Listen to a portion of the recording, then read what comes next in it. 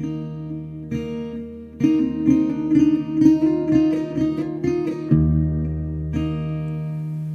right. Hello. Have we met before? If not, let me welcome you. This is Yoga Talks Podcast. My name is Jay Brown. Otherwise, what's up? How is everyone doing? I am coming to you from a hotel room in Tokyo, Japan. This is not the first time I've done that. Longtime listeners may remember I take trips here twice a year, and I have introduced a podcast from Tokyo before. Well, I'm here again. It's been an awesome trip. I've said it before, I will say it again. Teaching yoga to the Japanese students is just such a joy. They are incredibly sincere people with like a built-in respect for teachers, and it's just always a pleasure to be here, and I'm always very grateful. Thanks to everybody at Yoga Generation for hosting me. And let me give a little bit of a shout out to Maria Kirsten, who I met last night. She's a yoga teacher from Australia, also teaching here, and we had dinner last night. We had okonomiyaki. Delicious. And just a great time and fun to talk to her. She's a podcast listener. And I need to give a little shout out to Robin Bell as well, because apparently Robin is a maven of mine out there telling everybody about the podcast, and I just really appreciate that. So thanks, Robin. And it's just been great. It's wonderful to be here, and it's awesome when I feel like the podcast really intersects with my life and relationships. And I got this email like a week or two ago where it just encapsulated everything that I want this podcast to be. So I'm going to read it to you. It says, "Hi, Jay. I just made a long overdue donation to your podcast, and I'm writing to say thanks for helping me get through a very difficult time in my life. I'm a longtime yogi, and until 18 months ago was leading a super active life as a public school music teacher, playing music, and doing lots of yoga.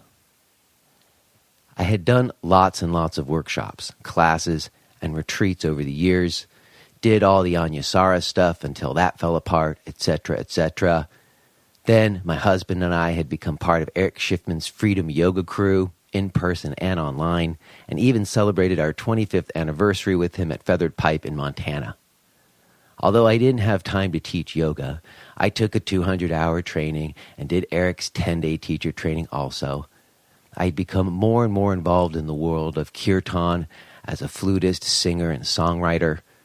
Then in March 2015, I was suddenly hit with a nasty illness that I had never even heard of. It's an autoimmune disease that causes severe pain and inflammation in the large joints, mainly hips and shoulders, but also other areas. In the space of a few weeks, I was out of work, pretty much bedridden, and on high doses of steroids and other anti-inflammatory drugs to address the pain and immobility in my joints. I found out that the active phase of this disease could last up to 3 years. During the time that I was most sick, I didn't even feel up to watching TV or reading, and listening to music wasn't enough to keep my mind off the pain. I listened to spiritual talks on YouTube, and then started investigating podcasts, and found yours. After a few weeks, I kept thinking, hey, I wish this guy would interview Eric, and then you did. After hearing the one with Bernie Clark, I downloaded his book and started doing his classes on Gaia. They were the first yoga practices I could do after the restorative ones. I enjoyed hearing about all the goings-on in the yoga world. Since I had gotten more into kirtan in recent years, I was out of the loop. Then I heard the interview with Alex Oder. I sat up in bed and said, "This woman is awesome. She teaches in Philly, in Mount Airy. Dude, that is 20 minutes from my house." For some reason, I had not heard of her or the studio before. As soon as I was well enough, I started taking classes with Alex. Well, she couldn't have been kinder, and even cut me a break on the finances since I had been out of work for so long. I worked with her with a good physical therapist, and this month I went back to school. Now my daughter and I go to Magu Yoga all the time for Alex and all her amazing teachers. So Jay, thanks for the podcast, for keeping me sane all these long hours when I was home alone, and for introducing me to Alex and Magu Yoga. Welcome to Pennsylvania. Come visit us in Philly. Marianne. Oh, Marianne, I'm so glad you're feeling better. And no, I'm really not allowed to cry in 2 intros in a row. So I'm not going to let myself go all the way there. But Marianne, I'm glad that you're feeling better, and I really appreciate that you sent me this note. And again, I just feel like it's such a wonderful example of why I love this podcast right now. I just feel like there's all kinds of connections being made through it. I'm getting so much out of doing it myself personally, and then it seems like people are getting stuff out of listening to it. I've got some really exciting guests coming up. So just thanks to everybody out there. And please feel welcome to reach out to me. I do really, really appreciate it. Today, we're going to talk to Jillian Pransky. And maybe you've heard that name before. I certainly had, but I didn't know her at all. Once again, as many times on this podcast, I got an idea about somebody. I know her from like yoga journal newsletters. And, it's so funny. As soon as I started talking to her, it was like we had a whole brother-sister thing happen, like super easy talk, man. We sailed through it. I learned later after the fact that we were actually born on the same day. So anyways, it was super fun to talk to her and just kind of learn about her and what she's doing. And, she's old school, man. She was on the scene back in the day, so we certainly do some reminiscing of the older days. But it was great to talk to her. You guys can listen to it today. Before we do, let me drop my stuff. I'm going to be in Tarrytown, New York on November 5th at Riverstone Yoga. I'm going to be in Doylestown, Pennsylvania, which is just outside of Philadelphia, on January 6th at Dragonfly Yoga. And then I'm going to be in London at Tri Yoga Camden, January 12th through 14th. You can find out about those events. You can listen to the archives of this podcast, read my blog, or find out about my online yoga stuff, including my live stream subscription, which now includes 24-hour access. Live stream some classes here from Japan. Super fun with Japanese translation. So anyways, you can find out about all that stuff. You can reach out to me and send me emails if you want to connect with me. All of that at jbrownyoga.com. If you are enjoying the podcast, maybe you would show some support. You could go to iTunes and write a review and give us some stars. I got to say, I checked in there. Hasn't been any in a long time, and I don't know how much it really does, but they say it's good for the podcast, helps people find it, and if you wouldn't mind, if you've been listening, you might go on iTunes and write us a review.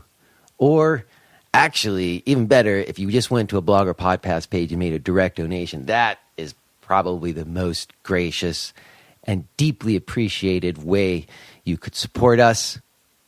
Really, though, just glad you're listening. I will touch base with you guys on the other side. As I said, there's some interesting things in the works, and I will tip my hat on it just a little bit on the other side. But for now, I think we should just get to it. Let's go ahead and listen to this talk I had with Jillian Pransky.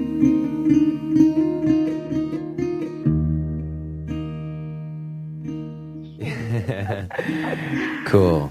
All right, I think everything's looking okay.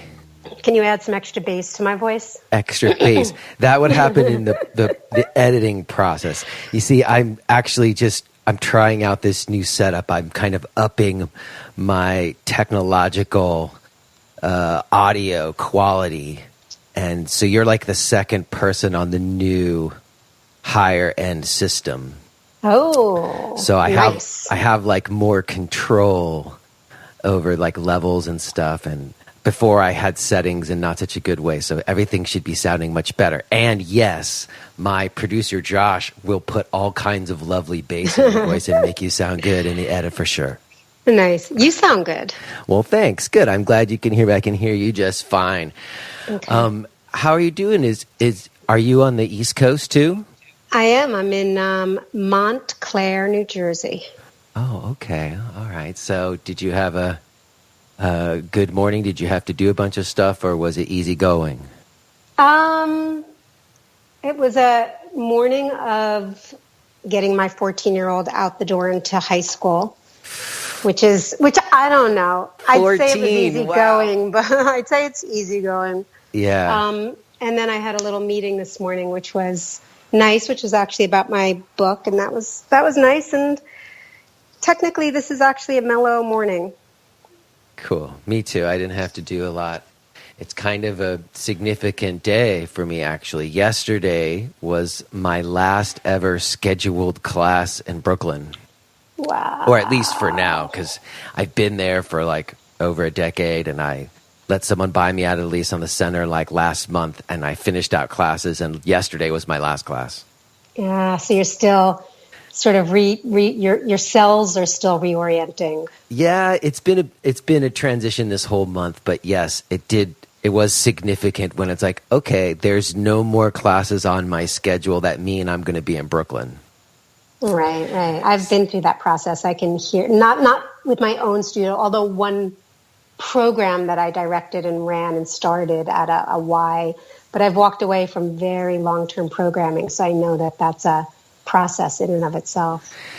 Yes, indeed. But in any case, I was looking at your stuff online, and I was remarking, you just said you have a 14-year-old son, is that right? I do, yeah. And that's making me think, because I have a 7-year-old daughter, and I'm trying to imagine her at 14, and that freaks me out. Yeah, it just keeps getting freakier. Yeah, I mean, she seems to kind of act like that already at 7. Mm-hmm. So I can only imagine what she'll be like at 14. Yeah, I think I remember when my son was 7 and or 8 or 9, somewhere in there, and like twerking came out. Remember twerking? Yes, I do. And I remember thinking he had like one foot in Radio Disney and the other foot in like twerk world. Oh my gosh. It's weird the way that happens. Like my daughter really likes pop music. Yeah. And she's so cute and she dances, and we want to encourage this free expression in her, but some of that stuff, it's so wrong with it because it's for kids, but like the messaging is so bad, Yeah, well.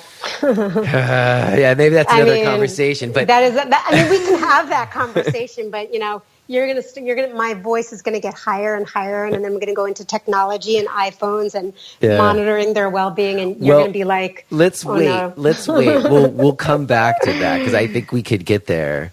My real idea is that I'm thinking about my daughter, and I know that for me, like I had never even really heard of yoga until like age maybe 18. Like I guess it was around, but just like who I grew up with and the way my parents were, like I had no frame of reference for yoga until I went to college. But my daughter, she's been doing yoga classes since she was like 5 or 6. They have them in the schools now. Yeah. And I noticed that you had like a very early influence of like your mom taking you to transcendental meditation when you were age 9. Mm-hmm. And I can only imagine that when you were age 9, there wasn't a lot of 9-year-olds necessarily being exposed to that. So what was that about? I saw that as a bio note for you. So I grew up in a house where there was a lot of constant conflict. And, like we learned to live with that conflict. And at one point, how my mother dealt with some difficulty with my father was there was an either or option. Like either we're going to marriage counseling or the whole family goes to transcendental meditation. And that was the choice. That was the choice. And it wasn't that our family was anything like a family who should be going to transcendental meditation. But it was popular. I guess she had a couple of friends who went at the time. It was the early 70s. And she took us into New York. We were right across the river. We were a 30-minute drive from the Transcendental Meditation Center, and we went through a series of sessions, and we got initiated with the herbs and the robes and the incense and the whole thing. But where it really landed for me was, it was mystical in some way because they had all the ritual around it. But for me, it stuck. It stuck in the sense that I now had a tool. I was anxious. I was living in a house that was a battleground in a lot of ways. And having to go to my room for 20 minutes of quiet and for 20 minutes of mantra, that was all of our assignment, was 20 minutes. We had to go to our room. In some ways, someone would have thought it was a punishment, but in a lot of ways, it was a refuge. And I didn't even know what meditation was. It was just a refuge. Mm-hmm. And then that mantra that I got served me through my whole life. And I used it. I never knew I had anxiety, even though I was using it when I was anxious. I would have never said I had anxiety or called it anxiety until when I was 30. Mm-hmm. And I had my first bona fide panic attack. But I was using it sort of unconsciously. It really steeped in me. And I will tell you one secret, though. So I have a brother who's 18 months older than me, and then another brother who's 7 years older than me. Mm-hmm. And, you're not supposed to tell anybody your mantra when you get it. And we found out. I was going to ask you what the mantra is, but you're not supposed to tell anybody. Okay. You're not ever supposed to. And, we kept it secret for our whole lives. And we'd hang it over each other's heads. I'm not going to tell you my mantra. I'll tell you, It turns out we had the same mantra. Ah, you see, the simple tools are always the best tools. Yes. Yeah. Interesting. Well, maybe we could go back a little bit. I'm curious more. It's interesting how if my impression is that it was very loud in your house. Was your dad a yeller? Yeah. Yep. He was a yeller. Yeah. He didn't know how to modulate his reactions to anything. And he, at this point in my life, I'm now 50. I've been doing yoga for 25 years. I've been introspective all my life. I'm very clear that he couldn't modulate his reactions. I don't blame him at all anymore. And when I look at his life story, I really feel a lot of compassion.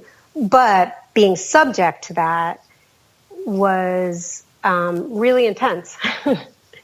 And just to say, I have a dad who was a yeller. He doesn't seem like he was as bad as your dad. My dad was pretty good most of the time. It was only when he did get mad that he would fly off the handle, but he wasn't mad like that all the time. But I know that it was a big process for me to come to just see him as a person and try to understand him. And I wonder, in that process for you, do you have an idea about what it was? Was it a substance abuse situation, or was it just a mental health situation? What do you think it was about your dad that caused that behavior in him, or something that so impacted you? Yeah, that's a great question. I've come to learn I probably don't know the whole story. Yeah. But I know that he grew up in an environment that there was substance abuse, and that there was a lot of different ways that he was abused and or felt abused. I don't really know the stories, but it sounds like he had a lot of reason to feel neglect. And it sounds like his dad was very unmodulated and might have had some mental wellness challenges. Mm-hmm. He came from a family where the kids were shipped off to sleepaway camp at 3. So if you can imagine that in the 40s. So he came into his adulthood with a lot of feelings of probably not being safe. And he also came into the adulthood with way too much confidence that he knew everything. So when your way is I guess the bottom line is he was only safe because he was able to create a life where he made everything come from his needs and desires. Does that make sense? Like he created a world around him that facilitated around his level of needs and desires. And so I think he really didn't feel comfortable in his life and in his body. He had a body racked with disease and armor and tension. And he was sick all my life. He had his first heart attack when I believe he was in his 30s, early 30s, and he had 7 heart attacks. And I was in the experience that he was going to die 2 or 3 times, that the doctors came to us and sort of gave us the closing rites kind of thing. He was the man with 9 lives. So it was this interesting juxtaposition between he was the strongest man in the world and the weakest man in the world. So I accommodated him both because I was afraid he might die and because I was scared to death over how much power he wielded. So it was this, he carried it all. I don't really know why he was that way. He was really complex. And I think it was also really simple that in my understanding now, when we're not safe in our bodies and when we're not comfortable, we don't behave in a way that's nourishing to us or the people around us. It's not possible. Yeah, I think that's right. And I also think that it's somewhat generational too. I know that it was like a strength thing with my dad. Like he kind of ruled and disciplined by fear. Yeah. Yeah. And I mean, again, I don't know if my dad listens to this podcast. I think he does sometimes. And if my dad is listening to this podcast, I love him dearly. And that's not all my dad was. He was a wonderful, wonderful father in many, many ways. But I do think there was a generational thing.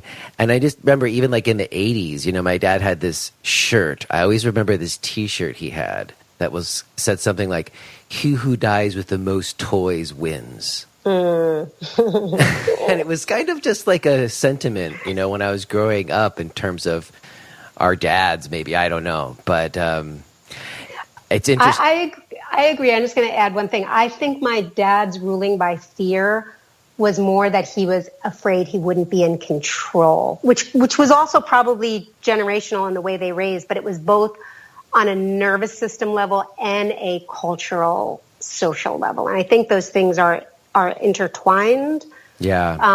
And I think we all carry that huge fear of being out of control. And especially as we become parents and have families and have this place we have to maintain. Yeah. That's actually a huge moment between me and my dad, like what you're describing, because I know that I've chosen such a different path than he did. And he doesn't. And there was like this moment in my life where we were both doing bad. Like he didn't have any money, I didn't have any money. Like it was like a bad situation in our family, kind of all around. Nobody was in a great place. And there was a moment where he'd been calling me and asking me how I was doing, and I just kept saying I'm fine, and it was bullshit. I wasn't fine. And then I decided to write him a letter and really tell him how I was doing. And it freaked him out. Like he thought like maybe I was going to kill myself or something, like I wasn't suicidal at the time or anything, but like the letter was so raw and emotional and stuff. Like and he called me up and we had this really incredible conversation. And I just remember at one point him saying, Jay, I don't know what you need to do. And you don't know how hard that is for me as a dad. And I said, well, I think I'm supposed to have to figure it out on my own. And, that's a really insightful thing for him to have said, though. That's pretty... Yeah. My dad's a pretty incredible dad, because that's a hard thing for someone of his generation, you know what I mean? For him to make that kind of admission to me and meet me on that level, and that's why we are close now. We're able to be close. That makes him have to be vulnerable with protecting you or shaping you. That's a really powerful moment, actually. Yeah. But it doesn't sound like you had that kind of moment with your dad. No, not so much. However, I will say there was a tremendous amount of growth between the two of us and a tremendous amount of transformation. And honestly, through the trajectory of my work, I really do think that because I had the relationship with my dad, I am who I am as a evolved person, as a human being, and as someone who shares the yoga practice and the meditation practice. I think that he was a lot of what I was rubbing up against. My feelings about being around him is what I rubbed up against to find relief. And that's, I think, how I got where I am. But through that process, I will say, I had a lot of moments of love with him as I came to terms with who he was that I didn't have before I came to terms with who he was. Mm-hmm. Yeah, that's kind of where you started, like, get to be able to see them as people because they're your dad. Yeah. Yeah. And it's an interesting kind of contrast that the way that you were able to not be subject to that difficult feeling from him was to have TM at a very early age, which I just think is interesting. And even though you didn't necessarily know what that was, but you were utilizing the tools of meditation at a very young age. Yeah. Yep. And, they are doing that more and more. Like my daughter had this wonderful woman come to her class and give them like mind jars. Do you know what those are? Yeah, I do. And that stuff's pretty cool that our kids are getting those kind of techniques earlier, more than I did. It's amazing. Yeah. All right. So talk about as you got older and you left home, did you go to college? I did. I went to Syracuse. Okay. And I played soccer in college, actually. I was a competitive athlete. Oh, that's awesome. Soccer is the only sport I was any half good at. I had this I loved soccer. I had this really good coach in the youth league who was like from France and actually taught us how to play real. We were like the only kids that had the fullbacks all the way up, catching everybody off sides. You know what I mean? Nice. We totally learned how to play, and I was like left halfback. I was never a scorer, but I could run the whole game. I was going to say you were fast then. I could run the whole game, and I was very good at like lobbing it to the place it needed to get to for somebody else to score. Yeah, I was a fullback. All right. So you played soccer. That's awesome. So, and is that what got you to school, soccer? No. I was actually in the television, radio, and film department, and I was studying communications. And I graduated college and went into publishing, but from the marketing side. And what year was that? I graduated college in 1990. Okay, because I'm putting it in context of the internet, because marketing before the internet and marketing after the internet. Yeah. Two completely different things, it seems to me. Totally. Oh, totally, yeah. So you're talking pre-internet marketing. Pre-internet. Thank God. Yeah. All right. So is that what you ended up doing out of college? Did you get a gig in marketing? I did. I had a corporate life for about 10 years. But because I was an athlete and because I loved being in my body and using my body, I taught, all right, here we go. I taught aerobics and step aerobics Why do you have to say "here we go"? Is that it sounds like a little shame there or something? What's wrong with that? No. I actually love to talk about this. Like I was a roller skating. I was a speed skater in as a young person, and then soccer, and then I did as senior year in high school. I became an aerobics instructor and did that all the way through college. And then when I graduated, I got a job, but I always taught fitness simultaneously. Like one of my goals was I never paid for a gym membership, and I always taught classes. And so I was a fitness instructor probably for 10 years before I really dove into yoga. I see, and you just did that as like a side thing to your marketing gig? Yeah, but you know what? I loved it for a lot of the same reasons. I loved teaching hardcore aerobics for a lot of the same reasons why I love teaching restorative or meditation. And I lived in the same place in some of the ways, totally in other ways I didn't, but connecting and being there and being in that space where we were using more of ourselves or where I came from in most of what I did had a similarity. Of course, what I soon came to realize, which we'll probably talk about more, is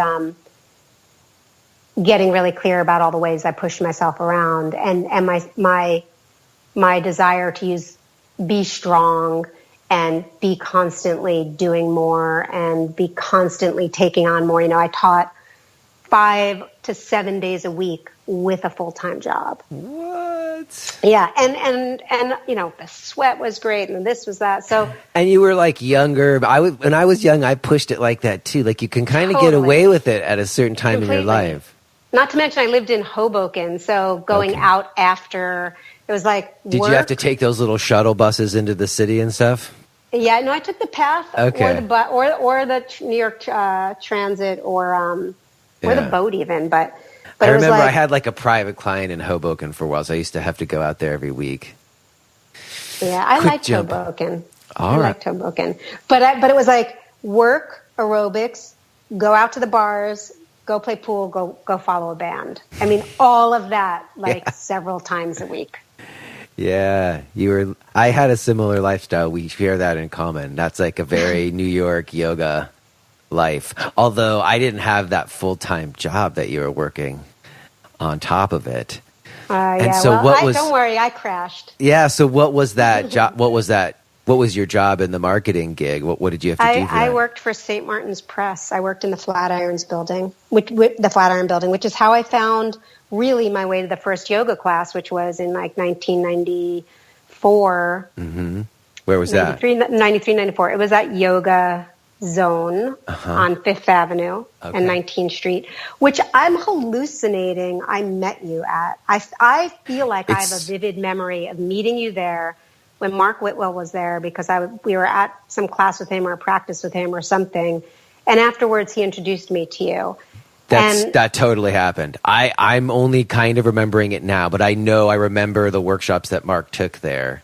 There was kind of a significant moment between me and Mark as him being a teacher to me at that time. So that's why I remember it so clearly. Yeah. So now that you mention it, workshops for Yoga Works, and so I got to be friendly with Mark through that. Okay. And I remember but that was Yoga Zone. That was before that was Yoga Works. Yes, I meant Yoga Zone. Sorry, yeah. I was in Yoga Zone and then B Yoga and Yoga Works. I mix up the names all the time, but Oh, that's right. Oh, I read that. So that you studied with Alan Finger, and so you were involved there the whole time since the beginning, because Yoga Zone was before B Yoga, right? Yeah. I remember this weird. I mean, I don't know why I remember. It's not that it's weird. I remember this moment of being right outside the practice room, and Mark saying that I should know you because, like, I forget exactly the language, but he was saying like, you are an important and or amazing. I don't remember exactly what he said, but it sort of meant the same thing. Yogi here in New York City. I remember exactly that moment. Well, I don't know what to say to that, but that's lovely sentiment that he would say that. And I have some vague memory that we may have met at that time. How about that? That was like right. And I think back to that time, what a different time in the New York yoga scene that was. We often talk about that on this podcast, folks who were around in that scene. It was such a kind of thriving, vibrant time. With like 5 to 8 yoga studios in all of Manhattan. I know. I mean, there wasn't as many, and just like what was happening at them was pretty exciting, I always thought, All right, so you said your first class was in 94 at Yoga Zone? Yeah, it could have been 93. I honestly am not exactly sure. 93, 94. And who was teaching it?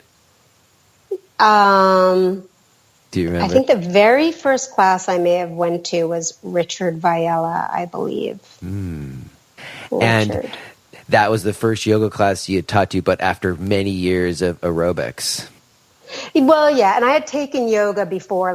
My mom brought me to her health club in New Jersey, and I took it at PE in college. Okay, but I never really had I never went to a yoga studio before that, and I really think that stepping in on the day that I stepped in was my first transformational yoga experience where I was like, oh, like this. Mm-hmm. Yeah, it's really significant. I had classes in college first, but it wasn't the same as like when I was like out on my own in my life and I chose to go to a yoga center, which for me was Jivamukti on 2nd Avenue. Yeah. And you like walk in the door and back then going to a yoga center was like a yoga center. Yeah, I loved it. There was none of the more like spa environments that we're more accustomed to now. It usually smelled like Nag Champa. Exactly. I was just about to say that. There was some dust. There was definitely, remember the light blue foamy mats? Yes. Like the light blue ones? They only had the light blue ones. They didn't have all different colors. No, light blue mats. It smelled like nag. There was dust in the corner. Mm-hmm. And there was no yoga clothes. Nobody knew what to wear. We just wore whatever it was. There was sort of like those bully shorts that Iyengar folks wore. And then there was tights. We all went to Capizio. Yeah. I was wearing like dance tights, Yeah. And there's only black leggings. That's right. Everybody was wearing black leggings. And what I think is amazing when I think about Jiva Mukti now, because when I went there, they didn't have like any front room. It was just a hallway. Right. And they had like a little box right there at the top of the hallway, Yeah. What a trip. And so nostalgia. I know I go there when I get people like you on the podcast with me because you were there. We met there at Yoga Zone. Yeah. I remember going to class with Cindy Lee once where she didn't even have it. She was teaching at like one of the meditation centers. She didn't even have her studio. Maybe Shambhala. Yeah. And we went up and one was closed. So basically the whole class is like following her along a New York City street, trying to get into a studio to like have a practice. Wow. All right. So you're still working a full-time job though.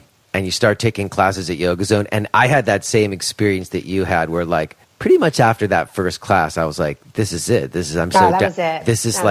I felt something like, oh, this is where I'm me. Yeah. That's beautifully said. And I just like right off the bat, and I just never have ever looked back.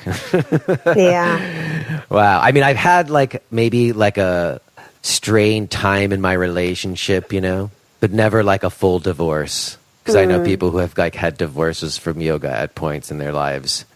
Well, even if I didn't do asana or got confused about what was going on in, let's call it the industry, the process, I never was divorced from the process of yoga. Yeah. Like meaning, how can I be more comfortable with myself?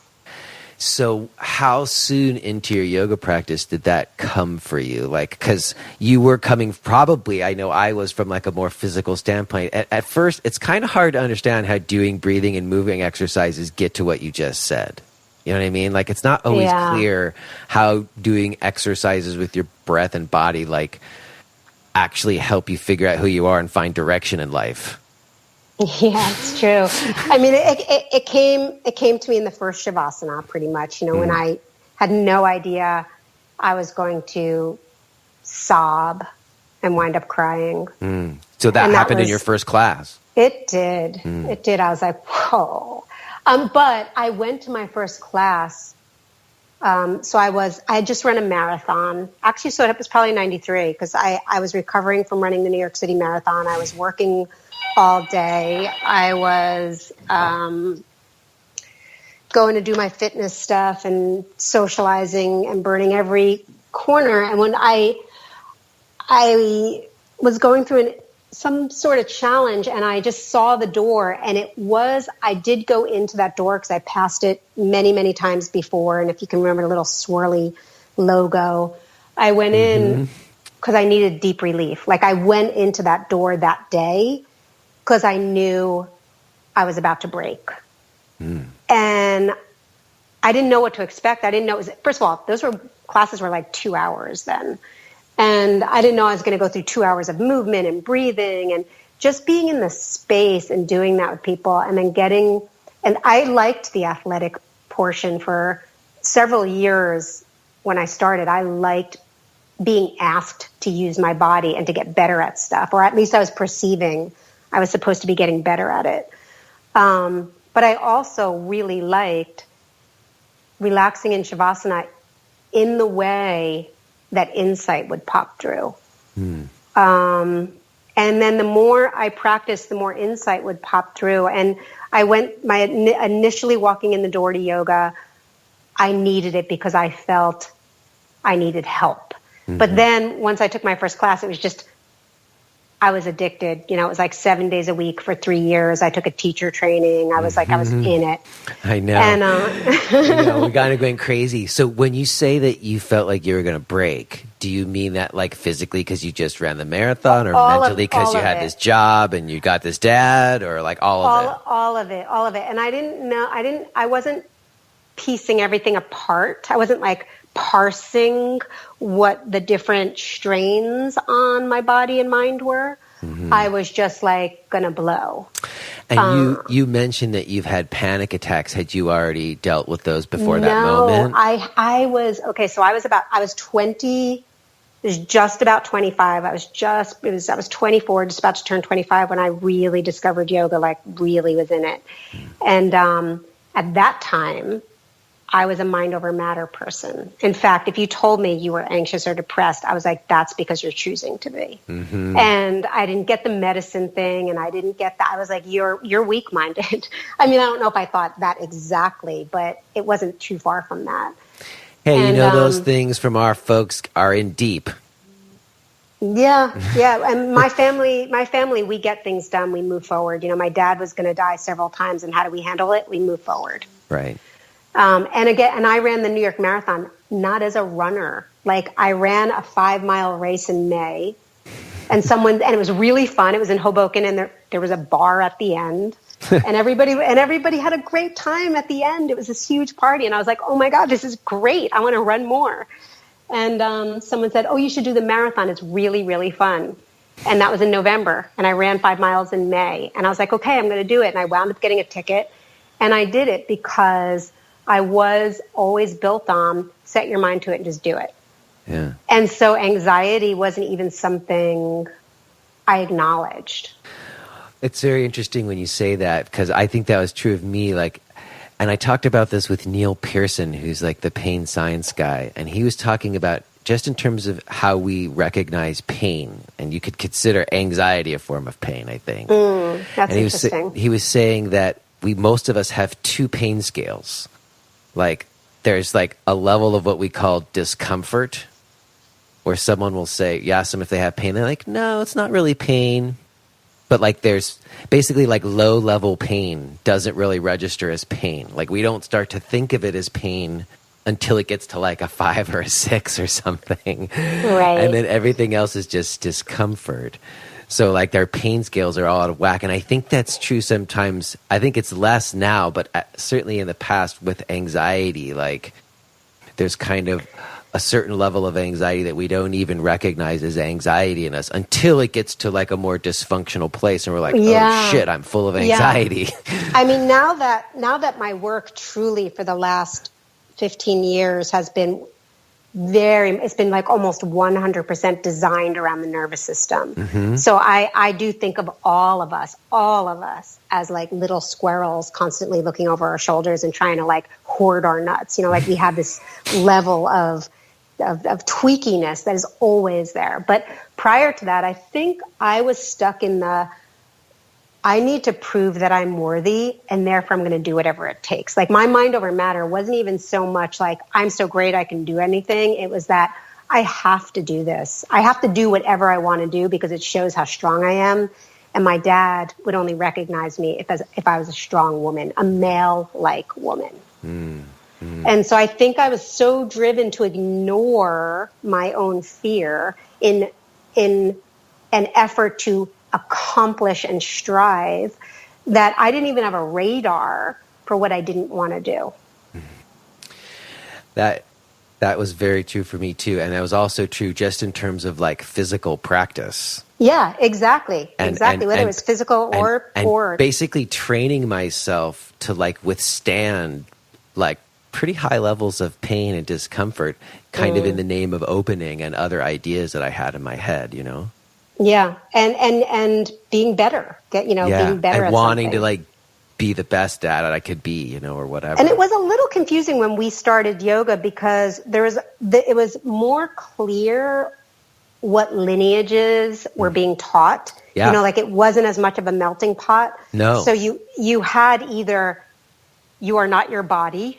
You know, you had that, and then you had, you know, you are in your body you sort of had like both things going on. And so yoga was taught as you could overcome this.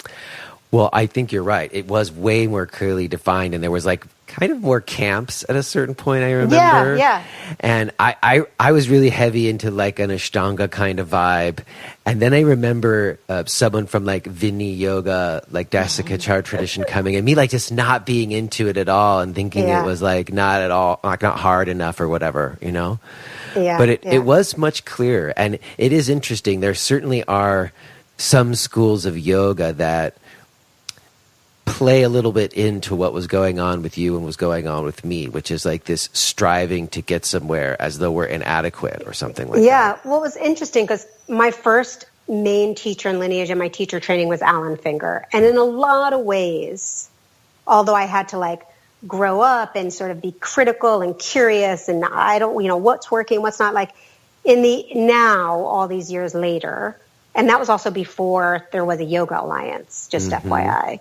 Yeah, we can get there too. Just to note that for anybody listening, there was no Yoga Alliance, and people were just constructing their trainings however they thought they should be constructed. Yeah. And also I was educated in college. I was working in publishing. I was really used to very definitive, digestible, progressive information.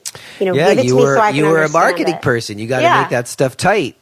And I enjoyed my left brain.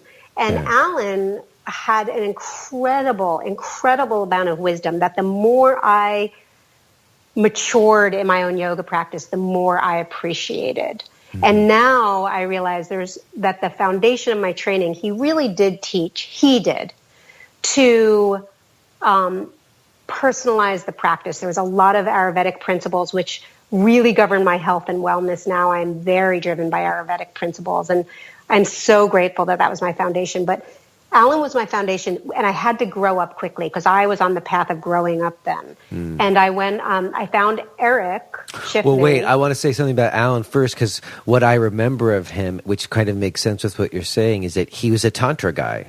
Yeah. And so Tantra is the one that's all about integration. It's all about not trying, you're not this body, but like, how do you be in this body? Yeah. And he really had at the heart, whether this language was used or not, it was a lot about wellness but it was also, there was a lot of language in our day about enlightenment. Mm-hmm. And there was a lot of Sanskrit philosophy that stood in the way between me and my experience. And for me, Sanskrit gets in my way. For me, pranayama techniques and tools get in my way, meaning they get in my way of experiencing me in a natural state, which has very much also been my journey. Because I put so much on top of who I am through all my striving for so many years. I grew up trying to prove myself in one way or another. And it was easy for me because I had a lot of power and a lot of strength and a lot of determination and a lot of will. And so proving was actually something that came very effortlessly. I had to figure out who I was when I wasn't proving myself. And the more technique I got and the more studious I got, or the more information I got, the further away I got from feeling myself. I understand that. That happened a little bit for me, but kind of more with like anatomy study at some point, where I felt like I was going to have all the answers or something, and too much information. It sort of started to take the magic out of it.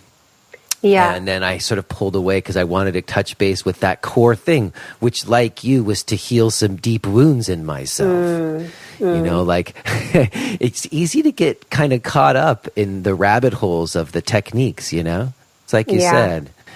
At some point, they're useful, and I mean, I certainly use, for me, like asana and pranayama kind of go together. But I see what you mean, and I do think that sometimes if they pull you away from your experience, they're not helpful. Well, I do a tremendous amount of breathing awareness and breathing practice, and the breath is my guide for everything. But I find that when I am doing too much, that I create a lot more limitation than I do entranceways. It's interesting because I have a similar kind of stance, and I try to make sure that it's not me projecting it on everyone else too, but like I'm such an overdoer. that pulling way back, not going to my end ranges in the positions or in my movements is like my big challenge. And it goes to what you said earlier, like more and more it does feel like it has to do with my nervous system and less about like making my muscles as long as I can, you know? All right. So you also mentioned that you studied with Eric Schiffman, who I had on the podcast and had like an awesome talk with. And I had like one or two practices with him in my life, but such an amazing teacher. How did you come to meet and practice with him? Well, and he was not the information. He was the feeling. So that's sort of where I began to shift. So whereas Alan, I learned so much, Eric was all about feel so much. And I met him. I feel like I might have done his video, his Ali McGraw video. And then I was in the hallway at a yoga conference in like 1998 or 97 at Kripalu. And I was lying down with my legs up the wall, and all of a sudden he walked by me, and I just like, he looked at me and I looked at him, and it was this like, wow moment. And I was like, you're the guy on the video. And the video had already had a huge impact. Like I had a sensory somatic vibratory experience from his voice on the video. Like it was just one of those voices that met exactly where I needed to be. So it was very easy for me to feel instantly at home in his class. And he was this doorway about thinking less and feeling more. He's a good guy for that. Definitely. Oh yeah. And that whet my appetite. It really, I didn't realize how hungry I was for that. And also how effortlessly I began to practice that way, that I almost felt like I was meeting me for the first time. Like, oh my God, this is actually me. Like, this is more authentically me than proving myself. You know, like doing all that stuff, even though it was easy for me to get stuff done, I'm a very good go-getter. Feeling stuff like it was so tangible. I had such a sensory experience. I had such a somatic bodily experience. And I was much more satisfied by meeting that part of myself. Isn't that so the case? I had such the same experience again with so many parallels where at some point I like knew all this stuff. And I had this one teacher I've talked about him many times. He's actually a Swami in India who kept asking me the same question. He kept asking me, how do you feel? And I kept talking and talking and talking and never answering the question. And then it wasn't until I finally kind of got annoyed and said, I don't know. And he smiled and said, good. That I realized, holy shit, I have no idea how I feel about anything. Like I could do all these poses and chant Sanskrit mantras and had all this information, like you said, but I just didn't know how I felt. And no one had asked me, so. I think there's something about Eric having had felt it himself and then choosing to be in the room that way and using the language he did. Yeah. That he didn't even necessarily ask questions. He led you right there. Like he led you to the watering hole. Either you're going to jump in or not. Yeah, nice. I like that metaphor a lot. He does do that very well. Yeah. I've had that experience with him. Yeah. I remember lying in Shavasana with him one time and it being very tangible that my whole body felt like, remember on Star Trek when they beamed you up and your whole body just becomes this like, I don't know, these little dots. That's so awesome. I'm waiting for that technology. Like we've got the Jetsons video phones now, right? And we even kind of have. If you are hearing this message, then you're listening to the free version of Jay Brown Yoga Talks. To hear the rest of our conversation, please subscribe to Podcast Premium at jbrownyoga.com/premium.